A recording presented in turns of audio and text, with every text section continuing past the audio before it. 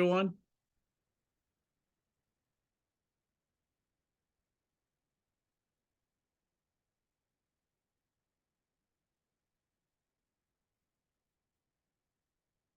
Good morning, everyone. Good morning, Coach. Good morning, Bill. I think we're a little early still, right? Yeah, Omar, how are you? I'm good. I actually I didn't remember this morning briefly, and then I was laying in my bed and I said, I got the O&O show. Oh my gosh, I jumped out of bed. So I'm good. Well, I just get amused whenever you say you're going on vacation because the thought is, how do you know when you're on vacation, when you have the life you have, go anywhere you want to go, when you want to go, can afford anything. And most people have to save up for a vacation. They have to set aside a specific time to go on vacation. They have to have permission from their bosses to go on vacation.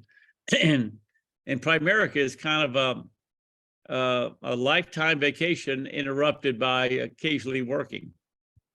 Well, what I bring up is I say in the early days, you work and you arrange your life around work. Like in the early days when you're grinding and you're building your business, it's work. And then wherever you could squeeze in stuff, you squeeze in. But once you've built your business, it's you live your life and you squeeze in Primerica whenever you can, so it's like the opposite.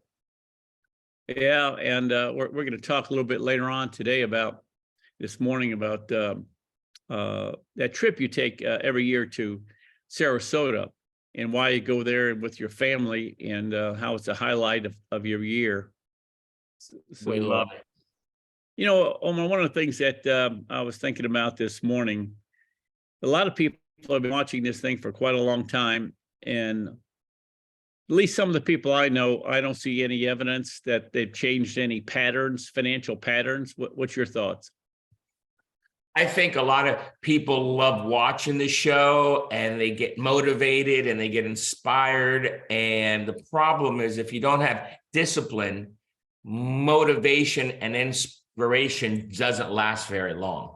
So you have to have discipline when the motivation and the inspiration isn't there, because I know there's a whole lot of days in the early days when I wasn't motivated to get up and prospect and recruit and go on training appointments. And I wasn't inspired to go do that.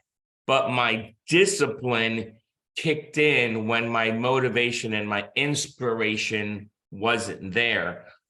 And it's like that with money, that like there's days, Bill, even today where I want to break down and I joke with my wife and I tell her, I said, I'm just going to retire. You know what? We got plenty of money. I'm just going to, and that's just because I'm not inspired that day, let's say, right?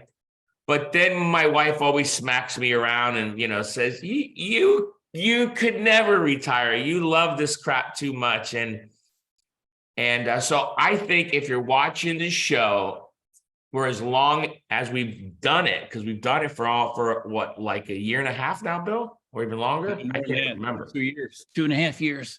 2.5 years. And you've not accumulated at least, the maximum in your Roth IRA, if you've not wiped out any debt, if you haven't grown an emergency fund, if you haven't grown your income, then you just don't have discipline. You have motivation and inspiration, but that's temporary. Like you watch our program and you get inspired and you get motivated. And then about 2 hours later, when the world slaps you around, it's gone. So one of the things I had to do, I had to constantly position myself to be uncomfortable financially. And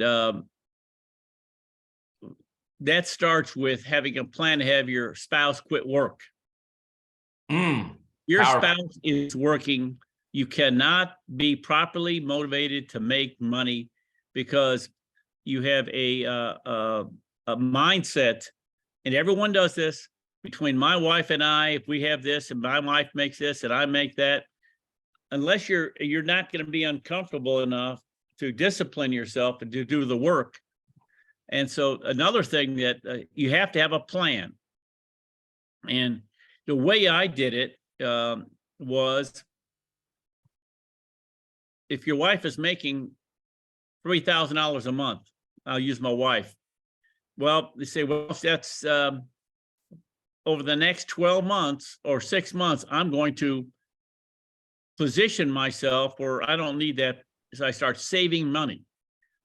Most people, what they do is they put their spouse in position where they make money, live off that, they pay their bills with it. You got to get to the point where, all right, I'm going to start putting away $500 a month every month of my wife's salary.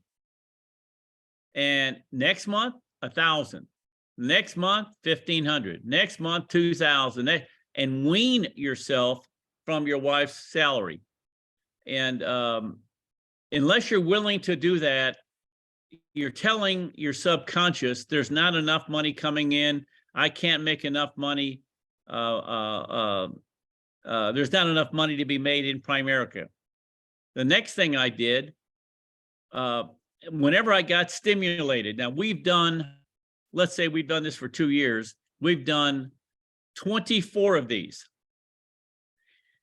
Every time I got stimulated, I increased my bank draft by $25 a month. So I was putting $100 a month away 2 years ago. Guess what I'm putting away now? Well, 25 times 24 months, that's, I don't know, $500 and $600 a month more. So every time, you've got to tell your mind there's more coming. I'm going to put it away as my conviction that I'm making money, I'm having money, I'm going to raise it. You go to a fast start school, you get stimulated, you got to put your more money away. You go to a convention, you got to put more money away. What happens is we go back and we get stimulated. That lasts like a hot shower, lasts about an hour. And then after that, we go back to our normal life.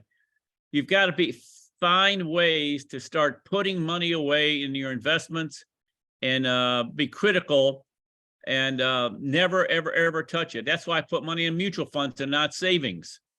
Savings is nothing but a big checking account. Yep. And start getting on a cash basis.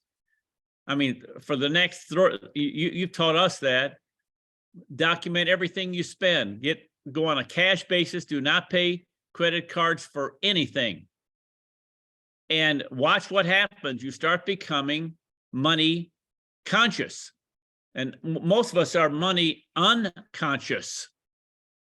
Because unconscious means you don't have a clue. You're out in left field somewhere. So we're trying to change lives, and with the methods that we've discovered, Bo Adams taught me, give your wife more money. Every time I saw him, you screwed me up with that one, because you told my wife about that one, right? And I was not liking you very much when you told her that. But I know, yeah, I made you feel uncomfortable. Well, people dislike being uncomfortable. Bo made me feel uncomfortable every time, because all Kira would do is look over to me, and Bo would look at me and say, how much more are you giving her? And say, well, I'll give her an extra $100 a week. All right. And he would accept anything I said. Sure. But you've got to start getting to the point where you're living your life financially for a period of time in discomfort and delayed gratification. And the only time you buy anything is when you earn it with how much money you made. So when I got to a point where I had my net worth at a certain level, I bought something. That thing I wanted, okay, I remember I wanted a Rolex watch. I said, okay, when I get $100,000 net worth increased, I'll buy that Rolex watch. And that pair of shoes, I'm not going to buy it. I'm not going to buy it until my net worth increases 20,000. And it's amazing how that triggers the motivation in you and keeps you focused and on pace. What are some of the tricks that you use? Hey, Bill, I'll tell you, I moved into a townhouse in 1998. And in those days, I mean, it was a really nice townhouse. It was about $110,000 with all the upgrades. Believe me, this is crazy that a whole house cost me $110,000. But this was in 1998, and I loved it. I thought it was just the most awesome house, and I was going to live there for a long time. Then I got married, and we loved it. It was only me and Danielle, and we loved it. And the mortgage was $821 a month. And that was like taxes and homeowners insurance in there and everything. And then what happened is when real estate started to increase and everybody started to get these tricky mortgages where they really weren't qualifying, we noticed that in our development, the people that were moving in were undesirable, let's say, lower class people. Let me give you an example. On a Friday night, you could drive up and in the parking lot, there'd be a couple guys drinking beer. And I'm thinking, well, I don't want to live in a place where a couple of guys are drinking beer in the parking lot, because what happens after they get drunk, you know? And so I told my wife, we went from loving this place to hating it. I remember I would get home and I would kick the wall every once in a while. I hate living here. And I kicked the wall. One time the tile came off the wall and I said, see, look at this place. It's a piece of crap. But we made a goal. We said, we will move out of here when we accumulate $1 million. And we're not moving out until we have $1 million. And so that motivated the crap out of me every morning to get up, get out of the house, go to work. And those were the growth years in our business where we really skyrocketed. And I remember, and we could have moved out. I was making 50 grand a month, Bill. I was making 50,000 a month living in an $821 a month townhouse with undesirables drinking beer in my parking lot, right? So we did that. We accumulated the $1 million probably a lot quicker because that was a goal of ours. And I wasn't going to move out unless we did that. And then we had the ultimate blessing. What I've learned is when you do those things, you get blessed in ways that you didn't imagine. We had one of those undesirables knock on the door one night and they said, I'd like to buy your house because my brother lives next door. And I'm going, this is the brother that drinks beer with his buddies out in the parking lot. He offered me $300,000 and we owed nothing on the house at the time. So I said, sold. I didn't even talk to Danielle. I said, we have a deal because we already accumulated our $1 million. And so then we got all this money and then we invested that. So our $1 million went from $1 million to $1.3 million. And then we didn't get a house. We redid our goal. We said, you know what? We don't deserve a house yet. And if we get a house, it's just problems when you got a big house. You need a lot of money. Everybody thinks it's the house that costs. No, it's the upkeep. It's the having it decorated. It's the maintenance, right? So you know that, and I know that, but all these other people, they have no idea yet, but they'll learn. So anyways, so then we went to rent an apartment and I told my wife, until we got $2 million, we ain't moving into a house. And so we lived in that apartment for the next year and 8 months. Brady was born in that apartment. Brady crawled around in that apartment. I often tell Brady, I said, do you know you used to live in a little apartment? And he says, no, because this is all he remembers, our old house and this house. So all those things were goals that were out there that inspired me to really stay focused on putting money away, you know?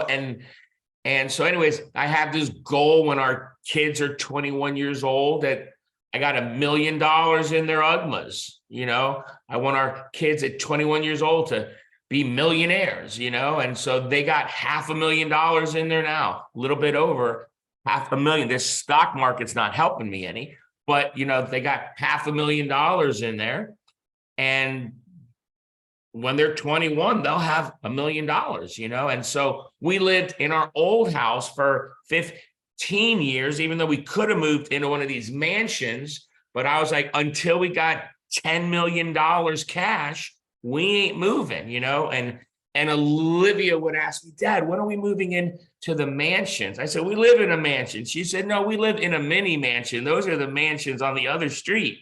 She knows that, girl. She's too smart and knows how to press my buttons, And so I told her, when we get to $10 million, then we'll start looking at the right prices at the right time.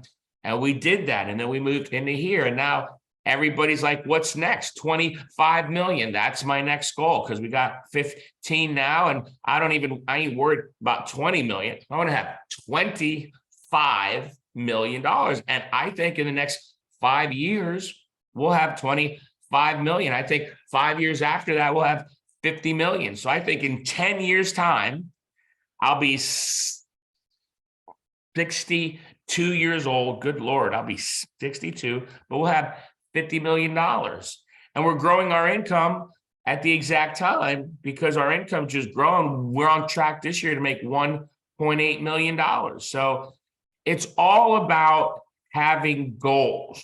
Most people grow through life with no goals. They have dreams and they mistake those dreams for goals. The dream of winning a lottery. But did you get a lottery ticket? Well, no. Well, then how the hell are you going to win the lottery? It's a dream. Making a lot of money in Primerica. Did you get a recruit this week? Well, no. Well, how the hell are you going to make a lot of money in Primerica? So I just think people mistake dreams and wishes for goals all the time. Well, I love the fact that you're talking net worth too, because most folks, all folks, they think income, because that's how you measure success in life, is how much money are you being paid at your job. And money has got to be the plan. It can't be the goal. I notice you're talking about net worth goal, a $10 million net worth goal, a $15 million, or $25 million. Mine was start out with 100,000, then mine became $1 million, then mine became more than that. Yeah. And I figured out how much money I needed to make to put the amount of money away I needed to make to have that net worth. That's why most people refuse, and they are hardwired not to think about net worth. And talk about that for a second, and how you've got to be, I did my net worth statement every month. I redid it every month. I rarely focused on income, and I focused on, how many people want the ring and they don't want the $100,000? Yeah, that's the stupidest thing I've ever heard, but I hear it a lot. They want to get a SVP. I want to be SVP. I want to be NSD. Well, what do you want your net worth to be? Well, I don't know. See, all these things, Dennis Kimbrell talks about it in his book. The middle-class people want titles and degrees. And that's where a lot of our people get stuck in, titles and degrees. I want to be an SVP. I want to be an RVP. And they don't do the work. They want to be the RVP. They want the ring because it's a status symbol, but they don't want the money. And you become an RVP on the way to having $1 million net worth. So you've got to be obsessed, almost to the point of ridiculous, wanting to achieve a net worth. It's got to start maybe with 10,000, then to 50, then to 100, then $250,000, $500,000, $1 million, and then 10 million. Mine was 3 million, because why? I read somewhere that you're wealthy when you're at $3 million. That's when you can consider yourself wealthy. I think nowadays it's 10 million, right? Because inflation and all that stuff. But look at this. I have this right in my desk, right next to me. I have this journal here. How you just brought up the net worth every month. I write it out every month. all my accounts every month, and I look at where I'm at, where I was a month ago, where I am now, have that right next to me. Like you and me, we have to be like brothers from another mother, right? Because I didn't learn that. Nobody taught me that. I just did it. I don't know why I did it, but we do things and then we teach other people what to do. It's just unfortunate that a very small number of people actually do what we teach them to do. I'm reading on the comments, Sean Nicase, he's on my Twitter all the time. He went from negative almost $5,000 in net worth to positive $3,000 in net worth in the last year, which is good. You got out of debt, you were negative, now you're positive. But I would tell you, Sean, that if you were working harder, your net worth could have gone up a lot more. So that's good. Congratulations. But you need to do more, right? Everybody needs to do more. You can never be happy with where you're at. Everybody says, aren't you ever happy? I'm always happy. I'm always grateful and appreciative for where I'm at, but I always want more. I didn't read anywhere in the Bible where it tells you just stop working, just live off the land, live off what you've done. I like giving back. I like teaching people. I had a couple here last night at the house. This lady's a housekeeper at Broward General Hospital, but the lady's an aunt of one of our representatives, and I didn't want to go into the office, so I said, listen, if you want to meet with me, come over to my house. I'll be glad to meet with you. So the lady comes over here, gives me $50,000. She's a housekeeper at a hospital. How does a housekeeper accumulate $50,000? She's money conscious. There's no way you can make that little income and accumulate 50 grand. And then we looked at her retirement account and she's got another $50,000 that will roll over. So the one $50,000 was in her checking account. She accumulated that, earning zero interest for years in the bank. And the other one, so the lady's money conscious. It doesn't matter what your income is. You could be money conscious and live under your means and accumulate a huge net worth. I mean, obviously, if you make $11 an hour, that's not going to happen. But you know what I mean. If everybody would just stay in their lane, the problem is everybody wants to drive a new car. They want to impress their neighbor. They want the larger house. They want to go on vacation when they really don't have the money to go on vacation. So they make dumb decisions over and over and over again. I tell everybody, I don't make all the perfect decisions, and neither does Bill Orender, okay? So as much as everybody thinks that me and Bill are perfect, we're not perfect, nowhere near. Just ask our wives, they'll tell you, right? But if you make enough small, good decisions over a long period of time, it works out, right? So I didn't always make the right decision. There were times where I've made dumb decisions, you know, but I've made more good decisions and more bad decisions. I would tell you most people make more bad decisions than they make good decisions. And that's why they're negative, they're in debt, their net worth is not growing. It's all a decision, man. You got to wake up. You have to reach a point where you go, it's got to stop. It's got to stop. I'm not going to live this way anymore. And I'm going to do whatever it takes. I was joking with my wife the other night.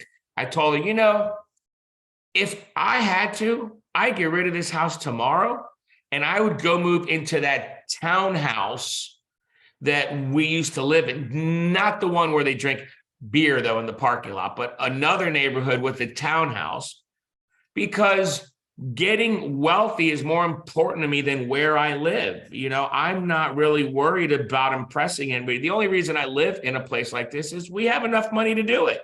That's all. We have a large enough net worth to do it, so we do it. Let me stop for a second to get something to show folks. Now, if Bill has the exact ledger that I have and he tracks his net worth, that will be hilarious. Let me show you something here. I did this in a talk last week.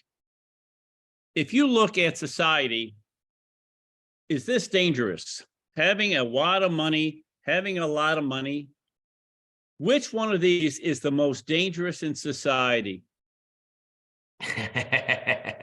In America today, guess what we do? This is bad, and don't make money. Money is bad. I've never heard a pastor condemn credit cards. But if you take away the credit cards, guess what happens? You have to rely upon making money, and your relationship with money goes well. But most people don't have any money, so how do they live their lives? On credit cards. They say that the average person spends 27% more money if they use a credit card than if they have to pay cash. They buy stuff on credit card easily, but it's very hard to get rid of the money. And so what happens is, this is bad. This is the culprit, the almighty dollar, money motivated. That's bad. It's no good. So what do people do? They fake themselves out, thinking I'm not money motivated, but boy, do they sure use those credit cards. And see, that's the dilemma where we've been blindsided. We've ignored the fact that we're a money-making operation. I've got a family. Guess what my job is? Make money. You know why I'm in Primerica? To make money and accumulate money. Guess what my role for my wife is? I'm the money maker. Not we. No, I am the money maker. Right. You know, at some point in time, you say, what's the major problems in America? There are no adults. There's still little children wanting your mommy and daddy called the government to take care of them and to fix it for me. Making money is an adult decision. Accumulating money is an adult decision. And you've got to be the adult in your life and your family and start accumulating money. You know, I was interviewing a girl yesterday that used to be with a company decades ago, a home office person for this next book that's coming out. And she said, whenever I saw Art, he always said, are you saving enough money? Are you increasing the amount of money you're saving? And it was known in the home office back in the day not to buy new cars. Everybody bought used cars because of Art Williams, and he played that. He did that with me. I never had a new car with Art Williams. I bought one new car in my life, brand new. And because why? Because your mind isn't right if you're buying new cars when you're not wealthy yet. Talk about that. It's good to buy all that stuff after you attain wealth. And in my mind, wealth is $3 million. Man, I listen to you, I get pumped up. Art screwed with me one time. He says, Omar, what's that Rolex on your wrist? He says, look at my Timex. I got a Timex. I said, Art, I've watched videos of you when you were in when you were in A.L. Williams giving speeches and you had a big old fancy presidential Rolex on your wrist. I said, now that you're 80 years old, you got a Timex with the grandpa t-shirt.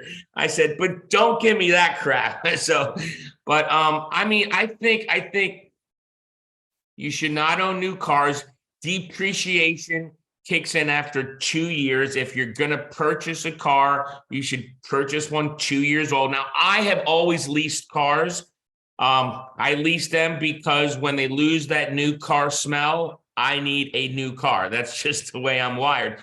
But I lease them because I can write them off through the business, and it's a tax deduction, and it's smarter the way that I drive. But I think all the decisions you make, I think too many people in Primerica and in general have Louis Vuitton purses. You know, I didn't give Danielle her first Louis Vuitton purse until we had $1 million cash. I would not spend $5,000 on a piece of leather, okay, until we had, and for whatever reason, Bill, these women, they love Louis Vuitton. They just love having them, Chanel, Louis.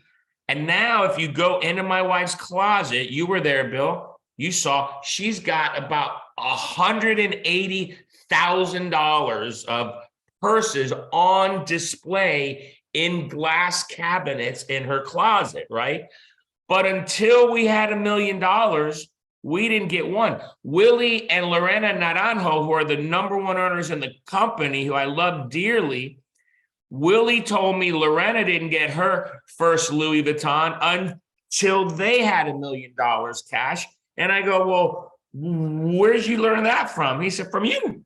He's a very coachable person. He is the most amazing teammate you could have, honestly. He deserves everything he's gotten. Willie used to live in a little 1-bedroom apartment where his daughter slept on a futon or something when his daughter was really little.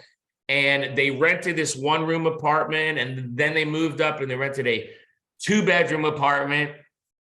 And even right now, Willie and Lorena live in a 1,500 square foot condo, and they're making $4 million a year, Bill. Whoa. I know they live in a 1,500 square foot condo. How high up? Oh, no. It's a beautiful condo, but they bought it. I believe Willie told me it was like $1.5 million, right? But they make $4 million and they have over $10 million put away. And so they don't live in a big old mansion. I mean, $1.5 million is not a crazy, and he bought it at a great price because it's worth twice that probably now. But my point is, Willie did it because he watched me do it. I could remember when Willie called me one night years ago. He says, I got this rollover. Can you help me do it? I said, sure, come over. So I gave him the address to where I live. He'd never come over to my house before. I was making $800,000, Bill, at the time. And Willie comes over to this apartment. I mean, he couldn't believe it. He goes, wow. And so that had an impact. So what I'm trying to tell you guys is, you're the leader. You impact your kids. They're watching what you do. You use a credit card, they're going to use a credit card. You live over your means, they're going to live over your means. You're in debt, they're going to live in debt. So why would you want to do that to your children? I just went on vacation, and I bring wads of cash on vacation because I try to never use a credit card other than the room, the hotel you rent.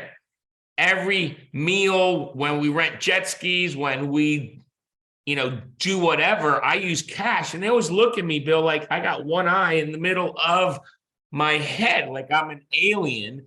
And I go, this works, right? Still cash, right? People still use this. They go, not many. And the reason I do it is I'm teaching my children to use cash. And you do spend less. I don't worry what I spend nowadays, but in the old days I did.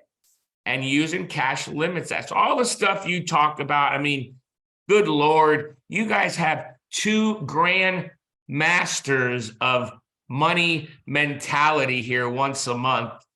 And we got to get this call up to 1,000. We've got, what's on there now? 612. Well, the reason why I love this call so much, it creates in our minds, in my minds, the continual money stimulation that we need to have. And without it, you do slip and slide. In the book, Outwitting the Devil, he talks about the #1 cause of problems are people that get distracted. They get off mission and they forget, they drift. And so when people drift, they drift into things that are of lesser importance. So when you keep money, I love what Rabbi Daniel Lappin says, money keeps you focused on doing the right things. So money needs to be a measurement. And what we've done in our society is condemn money, condemn people that make money. Why don't we go to that PowerPoint? Tony, could you put that PowerPoint up? Because there's a lot of good stuff in it, and I don't want to ignore it. We'll go through it pretty quick. Tony might not be available right now. But the thing is, thank you, Tony. Again, what's your capacity? Most people, I use this example, most people go and all they go to the world with is, I just need enough to be happy. I need a thimble full, a gallon full. When we say, I want an ocean, our capacity is huge. Most people have already made up their mind. I don't need a lot to be happy. Money, I don't need a lot of money. Money to make you happy. There's more to life than money. And they've already brainwashed themselves. Yet when they get around people that are money motivated, and know what else? You used the word satisfied a little earlier. Rabbi Lapin says, you can never be satisfied. Because when you're satisfied, you stop growing, you stop achieving, you stop serving other people. And again, I love what Oprah said, once you've been hungry, you can never be full. So if people condemn people that want to make money and have money, accumulate money, you know what I regret in our society today are so many malcontents that don't have any ambition and any drive, and they're trying to convince other people that all we need is a guaranteed income. Let's go to everyone makes the same amount of money, income equality, financial equality. When they say equality, you know what that really means? They don't want to work. I don't want equality. If you wanted equality, you would have stayed at your job and gotten a paycheck. That's one thing about Primerica, it's unequal. Not everyone makes the same amount of money. Talk about that, Omar, and how you've got to increase your capacity to want to make money. Most people, they don't even know their net worth, never thought about their net worth, never discussed their net worth. And now we're talking about having $25 million. Talk about that, Omar. You know, it's crazy. I don't know how, if you've got kids, that you don't increase your capacity for wanting to make money. Because, like, I would have stopped working a long time ago if I was just worried about me and Danielle, but I got Brady and Olivia to worry about. And I know you say, well, they ought to make their own money. Yeah, they probably will make their own money. But if they don't, I'm still going to take care of them. And then I got grandkids. Well, you don't have grandkids. No, but I will. And I want to make sure they're taken care of. And I have great grandkids. No, you don't, but I will. I want to make sure anybody with the last name Oropesa from now on is taken care of. So to do that is you got to build legacy money, legacy net worth, legacy income, residual income, and growing a Primerica business. There's, like, you look at Bobby and Red Buisson, they took care of them. They took care of their kids. They got like 20 grandkids. I mean, I don't know the exact number, but a whole bunch of grandkids. And they're taking care of all their grandkids. And when they die, their net worth is going to take care of generations of Buissons. And if they're smart with the money, it'll go on forever. Why would you not want that capacity? Last week, I did an FNA with a great couple, just a great couple.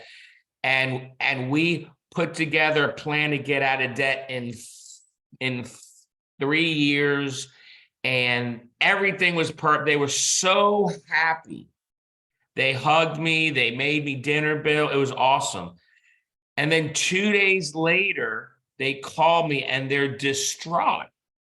Their homeowners insurance wouldn't renew them because they need a new roof. Their air conditioner went out. And the whole plan that we had just did them was now no good. So we got together, we reviewed some options. And this morning, I just got a text. It's a miracle. My dad called me and told me he'll take care of it. We don't have to adjust our plan on getting out of debt. or anything because my dad's going to pay for the roof and give us the air conditioner. If that dad didn't plan on one day, my daughter's going to need me, I need to have money put away, I need to have a net worth that can take care of my kids, then the daughter that is screwed, right? So I just don't understand, if you have children or grandchildren, how your capacity, your desire, your want to accumulate as much money as you can, to accumulate as much income or grow as much income as you can is not there. You got to really analyze your, I don't know if it's called morals, because you could be a moral person and not do that. I don't know what the word is for it, but God Almighty, when I look at Brady and I look at Olivia, I think they're never going to need or want anything. They work hard. They get straight A's in school. They got dreams and goals.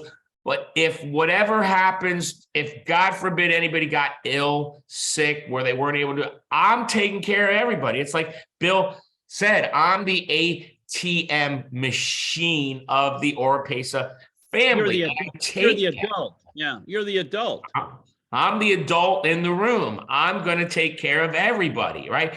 And hopefully my kids grow up and they're the adult and they take care, but they can take what I gave them and multiply it, right? Multiply it and multiply it. I don't know. I'm just wired that way. Bill, you're just wired that way. But if we were not wired that way, I guarantee you, if we were in the right environment, we would hit Control, Alt, Delete, and crash our programming and reprogram ourselves. You know, Art said it. One of his key motivations was he didn't want anybody's thumb on him. I cannot stand the government controlling my life. It's nothing to do with the government. It's that I don't want anybody. I don't want a boss. I don't want a job. I don't want Glenn Williams controlling my income, my life. But you have to make the decision. I know you don't want it for yourself, but have you decided you don't want it for your children either, and your children's children, and your children's children's children? It's a matter of control. And next one, please. Thank you, Tony, for doing this. The myths, it lies. This is what holds so many back. And unless you get rid of these myths, I remember I had a friend of mine said, let the rich people pay for it. You know what that said? I'm off the hook. That was his mantra. That was his loser's limp. Again, you have to understand, people are financial losers. And the government tries to get people to stay broke, because then people vote for them to enact policies that tax the rich so they don't have to pay any money. 50% of all the people in America today don't pay taxes. 50%. And I did something last Saturday. I did a financial seminar, and I've never heard this done before. And this is the first time you'll ever hear it. It's never been done in the history of the world. I want to thank the taxpayers, because you work hard, you pay your taxes. You're not a burden on society. You don't cause the government consternation. They're not having to hire more policemen for you. They're not having to go out there and do something because you're an irresponsible adult. Thank you, taxpayer. See, no, what we do in America, unfortunately, we praise the broke and condemn the rich. Why? Because that's the thing to do. That's the Christian thing to do. Take care of the poor. No. Our job is to what? Uplift the poor, not take care of the poor. And again, here's all these myths that we've built our lives around that you and I have had to dismiss. We've had to say, no, these are lies.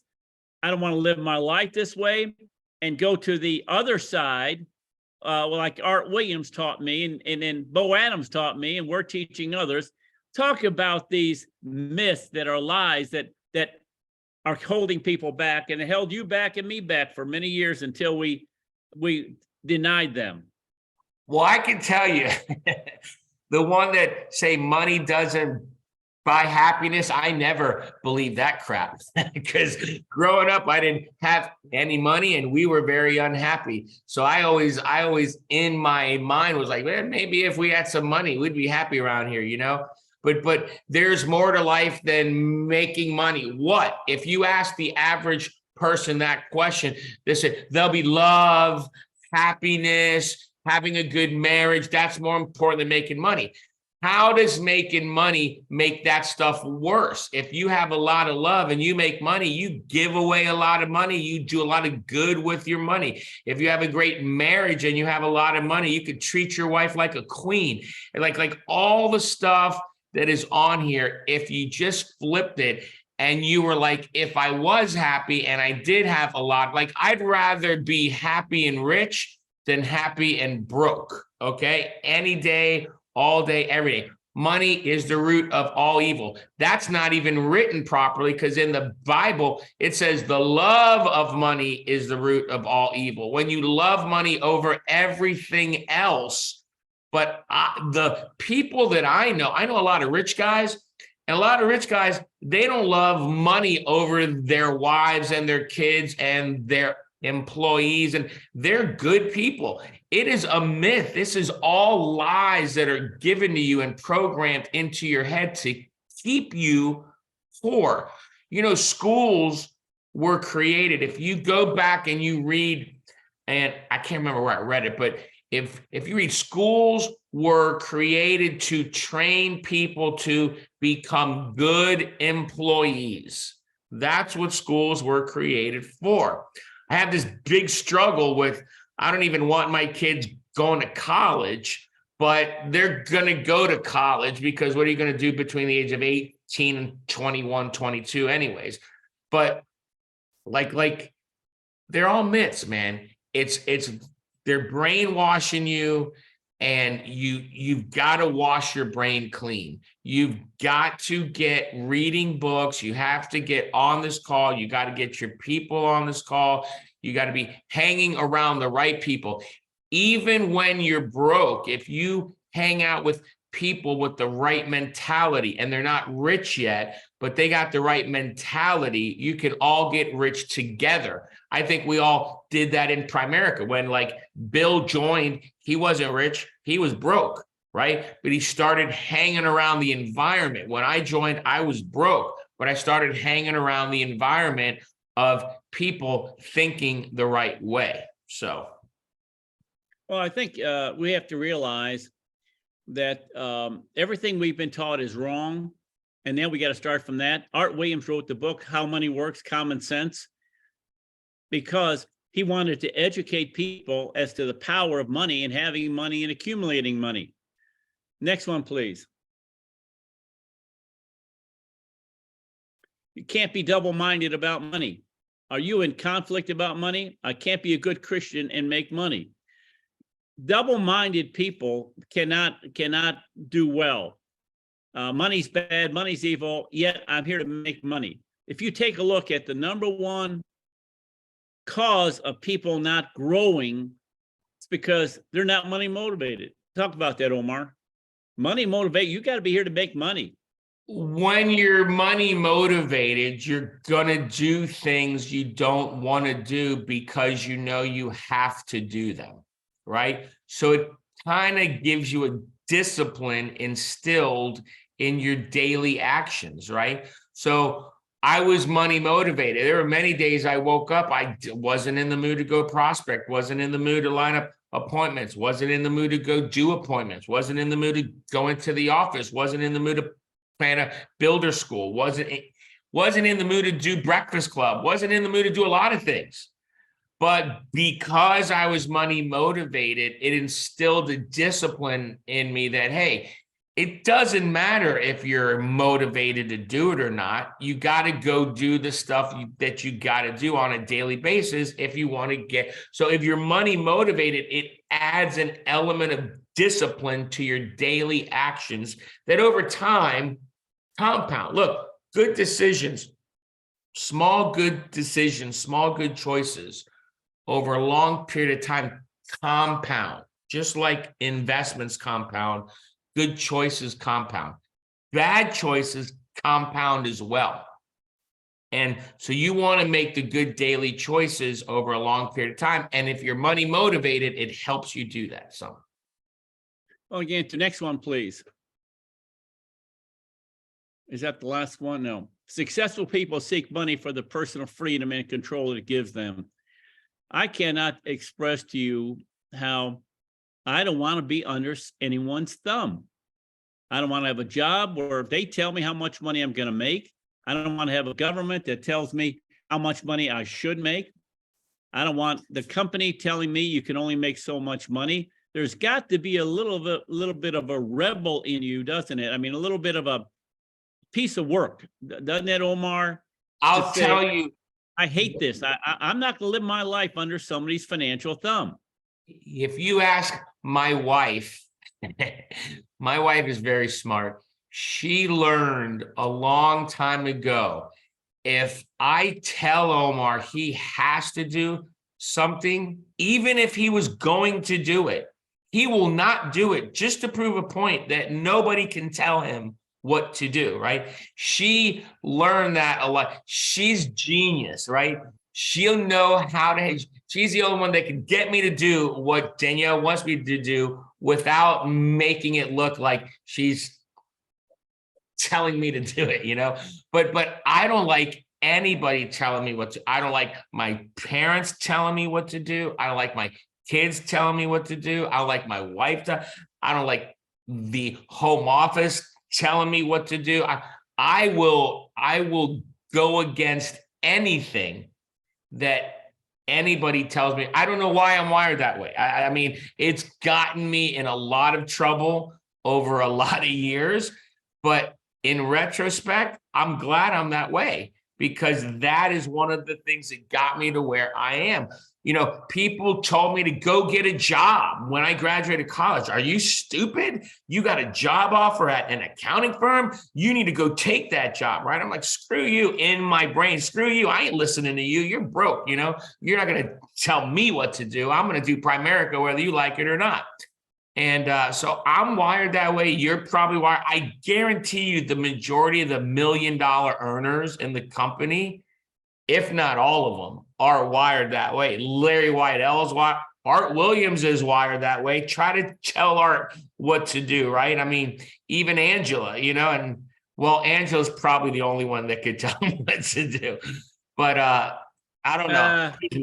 You know, you and I, Bill, we're wired like that.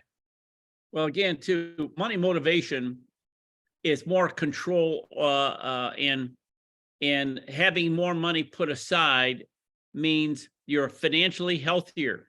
Why would you purposely lead your children to eat bad food that you know will hurt them down the road? Yet we use credit cards. We don't show them that we show them the proper way to make money. You know how many men have already decided that their wives are going to work so they don't have to?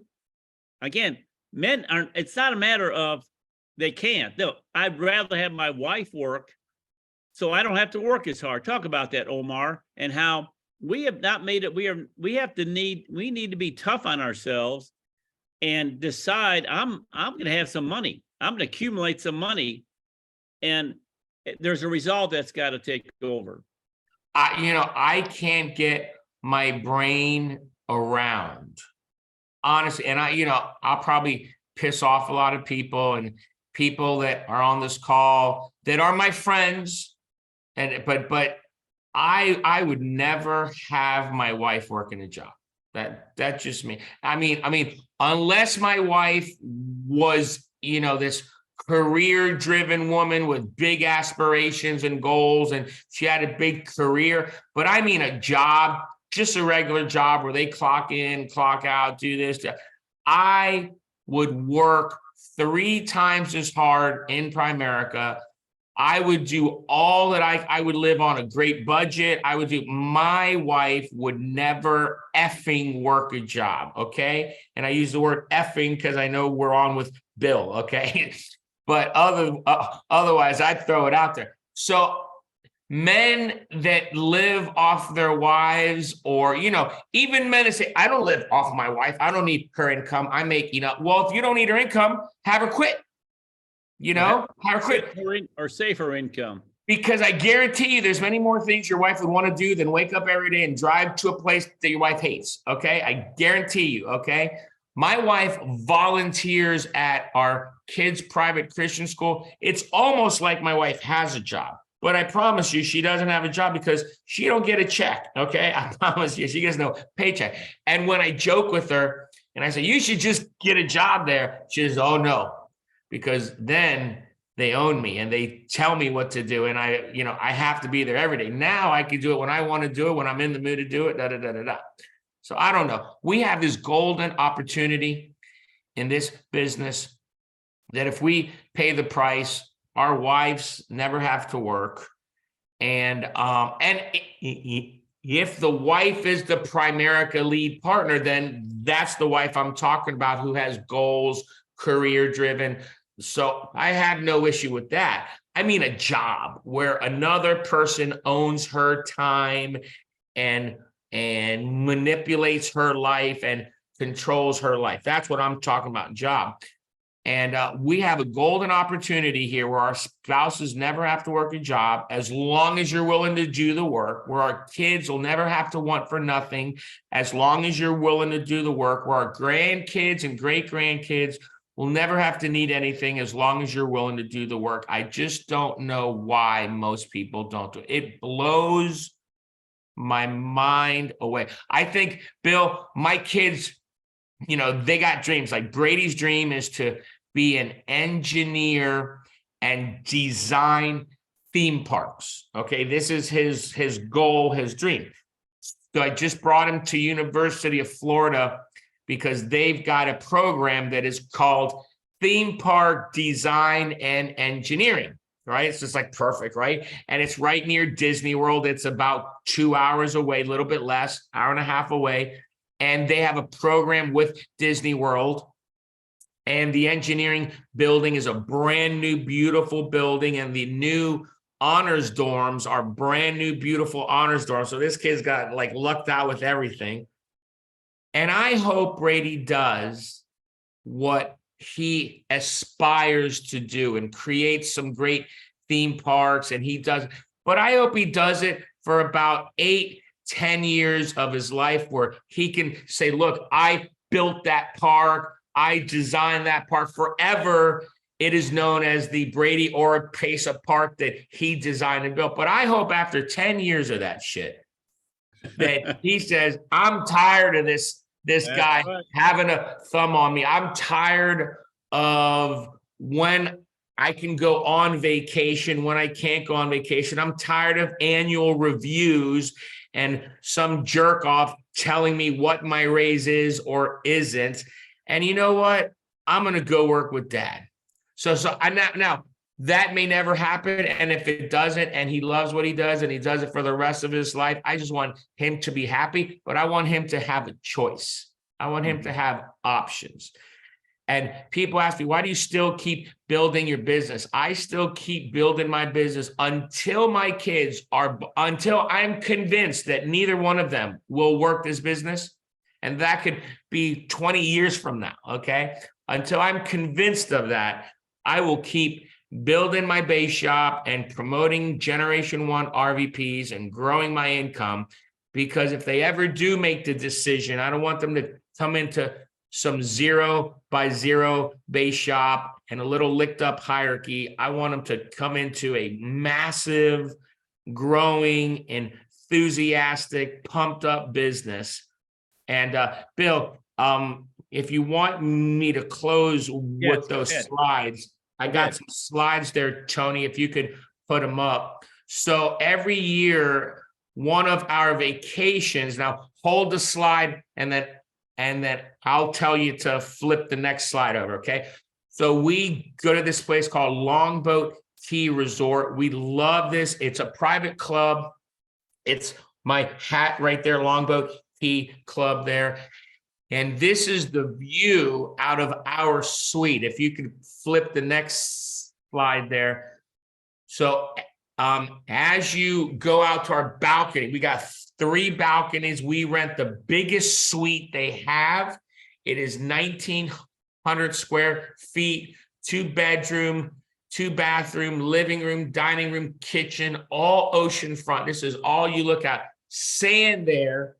is white and you could walk on it because it's cool. On the East Coast where I live, it's hot sand. I don't know why. I don't know how this works exactly. I got to Google it. But on the East Coast, when you walk on sand, it burns your feet. On this beach here in particular, Bill, you could walk on this sand and no matter how hot it is cool. It is cool sand. And the water is like bathtub water and crystal clear. We had manatees. Manatees came up and swam. We were petting the manatees. I mean, it was unbelievable in the natural. Next slide, please.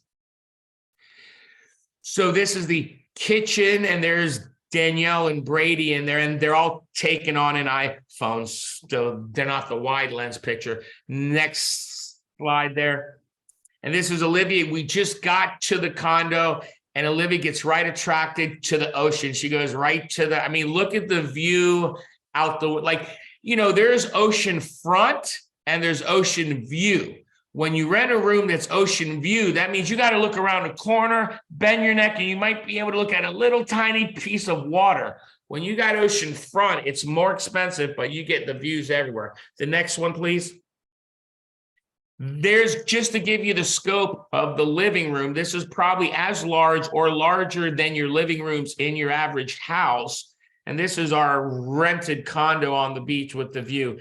They've got artwork on the wall, comfortable couch. I mean, it's like you're at home. Next slide. This is gosh darn it, the master bedroom.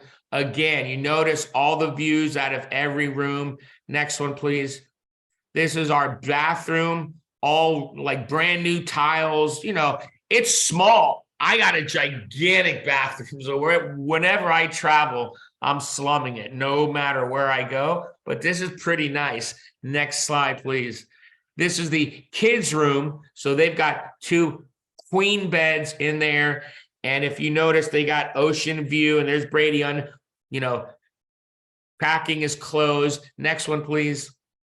This is their bathroom. You notice when you guys travel, husband, wife, 2 kids, normally they rent 1 hotel room that's about 280 square feet. This is 1,900 square feet. You've got 1 crappy bathroom. We've got 2 beautiful bathrooms. Next slide, please. This is the homemade chocolate chip cookies and the milk that they leave chilled in the fridge for returning guests. And it's Mr. and Mrs. Oropesa family. Here are your homemade chocolate chip cookies and your chilled milk waiting for you. Man, that's heaven. My kids love that. Next one. Olivia challenged me to wake up one morning at 6:30 in the morning, and Olivia is a sleeper. I'm like, you ain't gonna wake up, babe. She says, let's wake up early. Let's go out to the beach when nobody else is there. I said, okay. So I woke up, I laid out on the couch, totally not expecting her to come out. At 6:30, she comes out with her little bag and she's ready to go. And we went out there and we spent 2-3 hours just alone, talking, dreaming, looking at the ocean, having good quality time. Actually, today we're having a daddy-daughter day. Yesterday, it was Brady and I went out the whole day. Today, it's me and Olivia. So after this Zoom, I'm going to take a shower and we're heading out. Next slide, please. This is every restaurant. We make sure we make reservations at every restaurant where it's on the water. If you look on the left there, there is the water. We do not go to a restaurant where we're not ocean view, okay? When we're on vacation, every restaurant's ocean view. Next slide, please. This is every night we would go out there, and if you notice, I didn't shave that week, so I have a little dirt on my chin there. But every night after dinner, we would go out, look at the sunset, and it's the most beautiful thing, and everybody goes out there, and I'm like, man, this is what life is all about. Next one, please. This is all of us there. I mean, look how happy they look. Don't you think it crosses their mind? I'm glad my dad paid the price. I'm glad my husband is a stud. And I remind them also that I'm a stud all the time. Next one, please. Look at that. Look at that, man. You don't get that view in very many places. Next slide, please. Let me tell you, that's my why. That's why I still get up and I get after it and I grow my business. And man, I love those people. Next slide. Me and Brady, it's a tradition. We go out and we play. They have a beautiful ocean golf course there. And so we always spend one of the days, he and I got, I beat him by one stroke. He almost had me, Bill. One stroke. I was sweating it out. I was like, this is going to be the first time he beats me. But we had a great time that day. Next slide.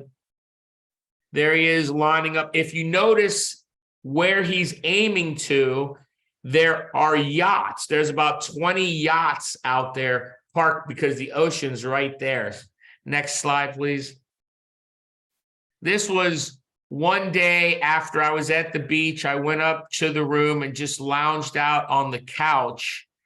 And this was the view I was looking out of. And I thought, how many people how many people ever rent a 1,900 square foot oceanfront suite at a world-class resort? Not many. Next slide, please.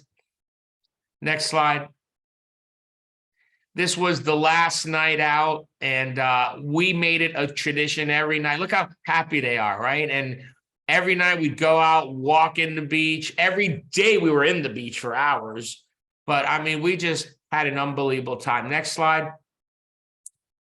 Look at Brady. Next slide. Olivia had to have her dramatic picture, of course. Next slide.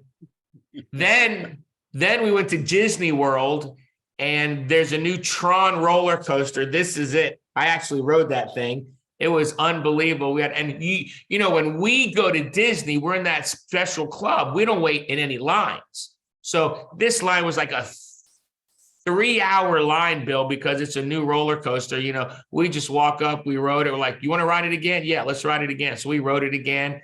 Next slide, please. Then we brought Brady to University of Florida to check out the school. We had a tour, and this is a restaurant called The Swamp. The Swamp is the best local lunch place, and we ate lunch there. And I was like, now, Brady, not only there's a great engineering school, theme park design, but look at all the cute college girls. I mean, they were everywhere. Next slide, please. Then Brady got to go because one of our vice president's kids are at University of Florida. Brady got an extra special tour. So this is the University of Florida radio station. And so Brady got to go to the radio station, get behind the mic and everything. So he loved that. He thought that was cool. Next slide. University of Florida, they even trained us how to do the chomp thing the right way, you know. And it's hard for me because I'm a Miami Hurricane, but this school seems to hit all his goals. You know, theme park design and the engineering school's top, and it's right near Disney. And so, I mean, who knows? Next slide. That was it. So we're still, you asked me, how do you know when you're on vacation? I don't know. My life is a vacation, but we went away for 2 weeks. We did Lighthouse Key. We did Disney, visited University of Florida, got home. We're leaving July 5th. It's my daughter's birthday trip. So we're taking her 2 best friends. We rented a suite at Disney in the Contemporary Hotel. They just redid all the rooms. So we rented the biggest suite that overlooks the castle. So when you walk out on the balcony, you have the castle fireworks right off your balcony. So we're doing Disney trip. Then we're going to then right after that, we leave to New York. We're doing 1 week of Broadway musicals and great restaurants. You know, my kids love the arts. And then right after that, we're going to the Mohegan Sun, which is the Primerica investment trip. So it's only it's a 1.5 hour drive, by limousine. So we'll take a limousine from Trump International Hotel in New York City to drop us off at the Mohegan Sun. And then we're visiting Yale University the next, like when that trip's over, we're going to spend 2 days to visit Yale University. Who would have guessed one of my kids could actually go to an Ivy League college? You know, it just blows me away. So his schools are University of Florida, Yale University, University of Michigan, and Texas A&M University, all top engineering, top business schools. And the beauty is he could go wherever he wants. He don't have to worry like I did, Bill, about how much is this going to cost me? Am I able to do this? All he has to do is get in the schools. We'll take care of everything because I paid the price, because I was money conscious, because I was money motivated, because I was net worth motivated. And I did the things that most people refuse to do, but I did it because I love my kids more than anything. And our families in jail waiting for them to do it. They're Right. seriously waiting for them to get them out of there. And well, our next one is July 28th. July 28th is our next one. And so we got a long break. This is the only time that Omar and I are available. And so Because of all of our vacations. Because of all of our vacations. I tell people I'm on vacation waiting to happen. Yeah, and let me tell everybody, normally I text out flyers to a lot of people. I'm not going to do that anymore. Like it's the exact log on, it's the exact password. You just need to know when it is. So the next one's July 28th, because that's the earliest that Bill and I could schedule having no vacations that Friday. Well, thank you very much, everyone. God bless. Omar, this is always a treat for me. I get more out of it than anybody. Thank you very much, everyone. Bill. God bless. Tony, thank you very much for that PowerPoint. Thank you. Thank you, Tony. Thank you, Bill.